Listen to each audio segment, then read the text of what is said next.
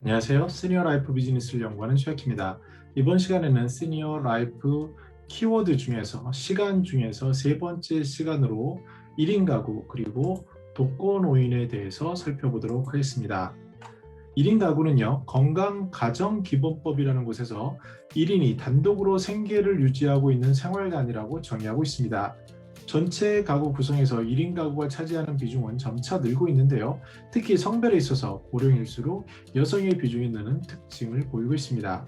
이는 여성의 건강 수명이 더 길고 기대 여명도 길고 또 성별 특징과 관련돼서 높은 상관관계가 있다고 보여줄 수 있습니다.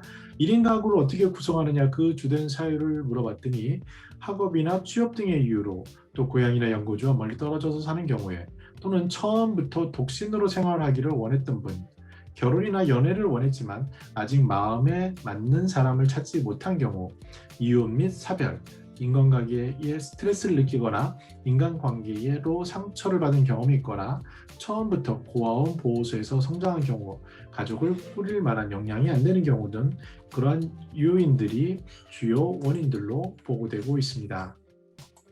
중장년 1인 가구는 비혼주의 확산 그리고 이혼, 기러기 부부의 증가 등으로 외로움에 방치되거나 퇴직 후 사회적 관계명이 단절되기 때문에 고립되고 또 연금 수급 이전까지 경제적 공백기가 길어지는 그런 세 가지 위험이 있어서 빈곤, 고독사 등의 위험에 처할 가능성이 높은 집단이라고 보고되고 있는데요. 특히 건강 상태는 의료비에 대한 부담과 고독사에 대한 대비뿐만 아니라 생계 유지를 위한 경제 활동에도 영향을 줍니다. 중장년 1인 가구는 특히 건강과 고독사 문제에 대해 관심이 큰 집단으로 분석되고 있는데요. 서울시 50플러스 재단 연구에 따르면 50대 1인 가구는 이혼, 실직, 퇴직, 빚, 가족과의 불화, 외로움, 우울, 질병, 중독 등으로 인한 삶의 위기가 맞닿아 있다고 보고됩니다. 성별로 약간 차이가 있는데요. 남성은 건강 수명이 여성보다 짧은 것을 반영하듯 건강 질환에 대한 우려가 높고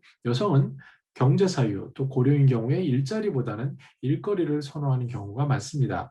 남성은 관계에 대한 내면적 욕구는 있지만 사업 실패 등으로 1인 가구가 되는 경우도 있기 때문에 그런 경우에는 가족관계 등을 어떻게 유지해야 되는지에 대한 무뎌지는 경향을 보이고 있습니다. 중장년 여성 1인 가구는 경제적 어려움이 많고 주거에 대한 어려움을 겪는 경우도 있고요. 특히 재무 측면에서는 노후 준비가 덜 되어 있는 경우를 상담 과정에서 발견하고 있다고 서울시 50플러스 재단 보고서는 말하고 있습니다. 독거노인은 2021년 노인 인구 580만 명 중에 약 19.6%인 167만 명이 될 것으로 추정하고 있습니다. 1인 가구의 주요 특징을 보면요. 크게 소비 지출, 그리고 여가 및 행복, 불편한 점, 이 세 가지 측면에서 살펴볼 수가 있는데요. 먼저 소비 지출에 있어서는 아무래도 혼자 벌어서 사용하기 때문에 전체 가구에 비해 주거, 그리고 식음료 비중이 차지하는 그 비율이 높다라고 할 수 있습니다. 오픈서베이 1인 가구 트렌드 리포트에 따르면 1인 가구의 주거 비용과 식료 및 외식, 이것이 지출에서 가장 큰 비중을 차지한다고 답변되었고요.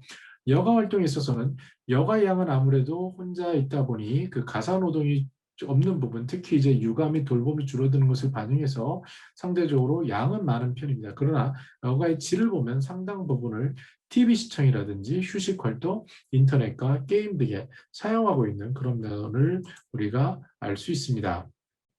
행복에 대해서 물어봤더니요. 행복에 대한 질문에는 35세 이후의 변화와 55세의 변화가 눈에 띕니다. 즉, 주변 친구들의 결혼과 상대 비교하는 기간이라고 추정되는데 35세면 이제 친구들이 대부분 결혼을 했고 이제 애도 낳을 수도 있고요. 또 55세 정도가 되면 이제 자녀들이 이제 떨어져서 다 독립하는 이런 시기라고 볼 수 있죠. 그랬을 때 그러면 35세에 급격히 떨어졌다가 55세쯤에 다시 회복되는 이런 것들을 보는데 주로 퇴직과 맞물려서 상대적 외로움이 커짐을 우리가 엿볼 수 있습니다.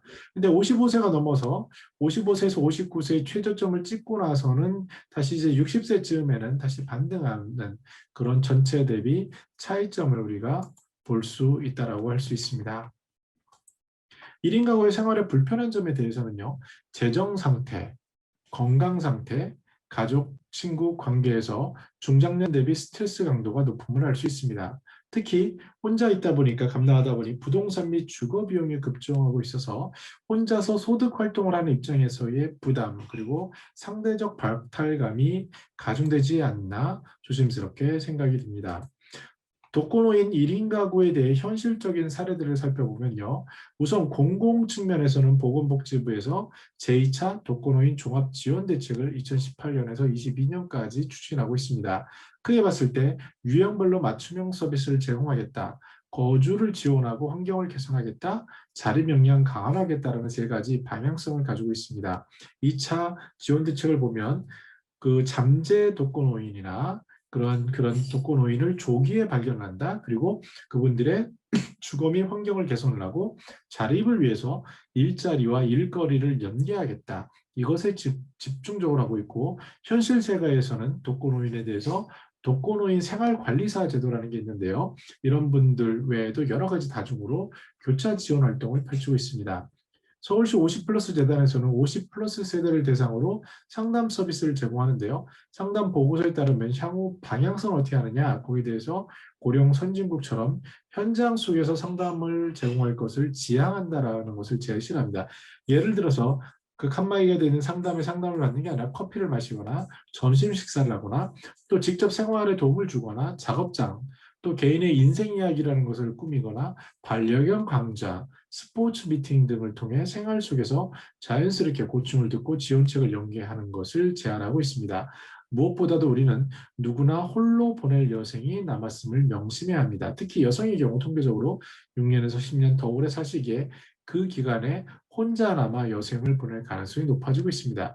마치 세상에 태어났을 때 가족의 돌봄 속에서 자랄 수도 있고 아니면 고아원이나 사회 안전망 속에서 돌봄을 받을 수 있는 것처럼 삶을 통해서 우리는 나이가 들며 점차 독거의 장점보다는 단점의 위험에 빠질 확률이 높아지고 있습니다. 무엇보다 갑작스러운 위험에 처하거나 건강 및 관계망 속 외로움 이런 것들에 대한 노출, 특히 요새는 독거사 이런 것들이 큰 두려움으로 존재한다라고 할 수 있겠습니다. 독거노인과 1인 가구가 주는 시사점은요. 그게 누구나 경험할 수 있다는 것, 또 삶이 닫힌 게 아니라 열린 삶 속에서 진행되어야 한다는 것, 그러기에 우리는 더욱더 기본기에 충실해야 한다고 표현할 수 있습니다. 살아가면서 혼자 될 가능성과 함께 응급 상황이라든지 식사를 해결하든지 주거 안정 등의 욕구는 더욱 커질 겁니다. 마치 어릴 적 부모님의 돌봄이 필요한 시기가 있듯이 우리는 웰다잉 과정 속에서 누군가의 돌봄이 필요한 순간에 맞닥뜨립니다. 또한 혼자 된다는 것은 닫힌 삶이 아니라 열린 삶 속에서 진행되어야 합니다. 최근의 1인 가구 트렌드는요. 나이가 들면서 중장년 1인 가구로 이어지고 향후 독거노인이 될 수 있는 그런 합류될 수 있는 연계 가능성이 높아지고 있습니다. 이전에 4인 가구가 대세했던 시대에서 이제는 확연히 1인 가구가 큰 비중을 차지하는 가구 구조가 되었습니다. 이러한 때 우리는 시대의 변화를 인식하고 1인 가구나 독거노인에 대한 대안을 보다 현실적인 차원에서 준비해야 합니다. 더 이상 남의 이야기가 아닌 우리들의 이야기인데요. 주거 안정은 물론 누구와 여생을 함께 보낼지에 대한 고민 그리고 대안이 필요합니다. 소득이 있어서도 기본소득 등을 통한 사회 안전망을 더욱더 구축해 가야 하는데요. 인생에서 갑작스럽게 찾아오는 위급 상황에 맞닥뜨릴 때 더 이상 혼자 이어서는 안 되죠. 누구나 노화되는 건강 현실 속에서 건강 지원책도 보다 현실적으로 제공돼야 하고 무엇보다 이웃과 교류하면서 일을 하며 어울리는 삶이 지속될 수 있는 관계망을 구축해야 합니다. 그 방향은 우리가 고립되거나 단절되는 것이 아니라 삶 속에서 자연스럽게 녹여 들어가야 합니다.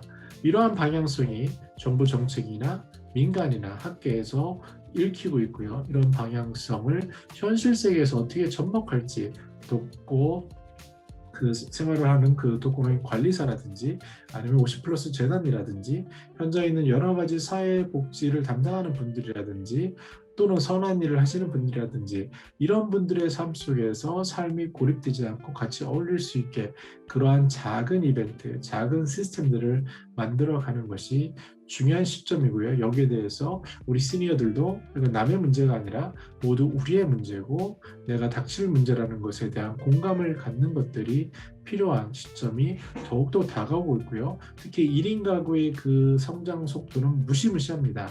제가 30%라고 얘기했다가 어떤 데이터를 보면 벌써 40%까지 간 것도 있고요.